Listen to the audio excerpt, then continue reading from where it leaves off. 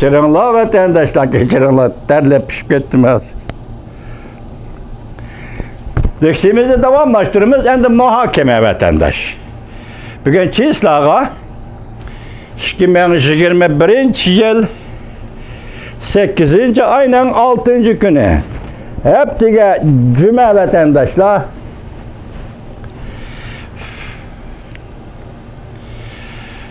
Muhakeme degende yukarıda görüp öttüğünü vatandaşlarım.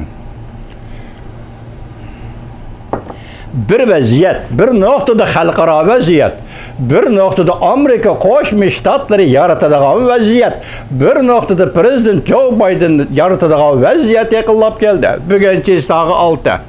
8. ayının 31. günü vaziyet vaqt taxirsizligi ichida o'ttirg'i chiqdi. 3 aylık mühlet düşüdü. Juqumluq virusning manbiyinada.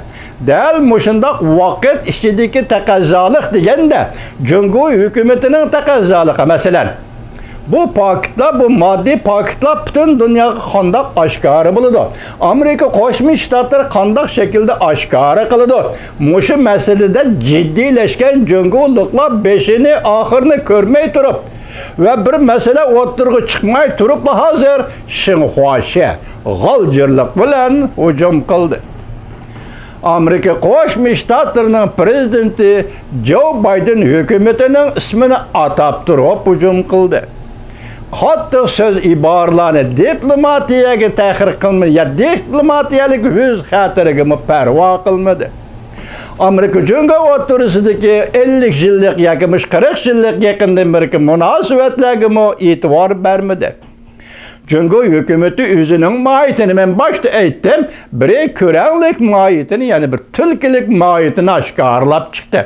Amerika Qo'shma Shtatlarga urush yorlig'i e'lon qildi, ya'ni urush xitobnomasi e'lon qilganda ideologiya asosida biroqli hujumga o'tdi. 8. ayning 3. kuni. Hazır bunun için to'g'ri battir qaynab ketdi nima gaplar. Uzun maqola bütün mazmunni sizlarga yetkazamadik. Qisqasi yuqorqi xabarni yetkazdik.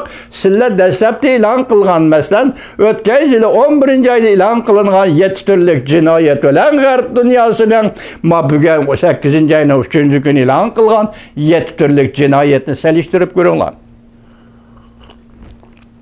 Bu jinoyatlarda konkretlik yo'q, abstrakt jinoyatlar. Yani Xitoy o'zining tasavvurida paydo qilgan paket va o'zining tasavvuridagi paketga tasavvur bilan hukm qilib, logikadan mantaqadan yiroqlashib, tasavvur bilan hukm qilib yasab chiqqan jinoiy paketlar.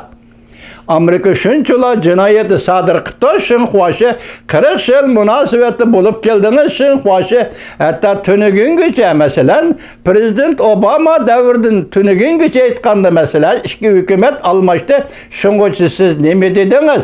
Biz cho'ng davlatlar, ya'ni ittifoqlashgan cho'ng davlatlarning tipik munosabatini yaratayli dedingiz. Obama hukumati buni rad qildi. Bu siyaset ve bunda talep qo'yishni Prezident Trump davriga kelganda o'ttirib qo'ya olmadingiz. Bugun Prezident Joe Biden davriga kelgan vaqtida texmi o'ttirib qo'ya olmadingiz. Shinhuashi endi nima bo'ldi? Qip yalang'och o'ttirg'i chiqish.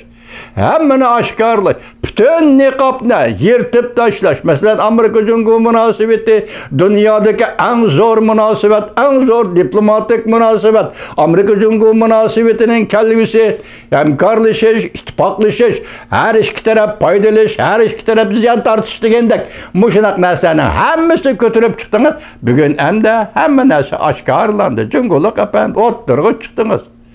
Yalang'och holda o'ttirg'i chiqdingiz. Hukumatning ismini atab turib hujum qilish bu qachon tarixda bir bo'lgan edi masalan. Shu vaqtdagi Rossiya sobiq Sovetlar ittifoqini Jungo hukumati atab turib, masalan Xrushchevning bir qacha qo'rdoq kommunizmi, Yugoslaviya sotsialistik davlatmi degan ismlar bilan hukumatning ismini ko'tarib turib, atab turib gazet matbuotlarga hujum qilgan. Jungoliklar bugun endi navbatida Amerika Qo'shma Shtatlarining navbatdagi prezidenti Joe Biden hukumatiga va navbatdagi prezident Joe Biden hukumatining Jungo siyosatiga hujum qilishga boshladi. Ayni chaqda Rossiya bilan hujum. Bu qatimki Amerika, Rossiyaga hujum, bu qatim Amerikaga hujum qilish. Ko'rpaqqa vatandosh mushu o'ttirda ifodalanayotgan narsa zodi nima? Jungo o'zi ifodalayotgan narsa zodi nima? Buning kaynidagi orqadagi maqsad zodi nima? Yoki buning shaklimi, mazmunimi zodi nima? Bu jungocha millatchilik, Xitoycha millatchilik deganlikdir. O seni, meni ko'zga ilmaydi. Hozir Amerika mı Xitoy millatchiligining oldiga tushdi. Tarixda Rossiya, sotsialistik Rossiya Xitoy millatchiligining oldiga tushgan, bugun Amerika mı Xitoy millatchiligining oldiga tushdi deganlikdir vatanda. Bu yerda o sabab bu jinoyat bularning hammasi faqat rangvozlik qilib o'tirib qo'yayotgan gap.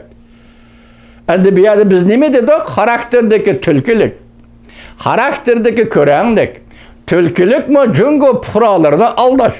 Körenlik mi Jungo puralarını aldaş.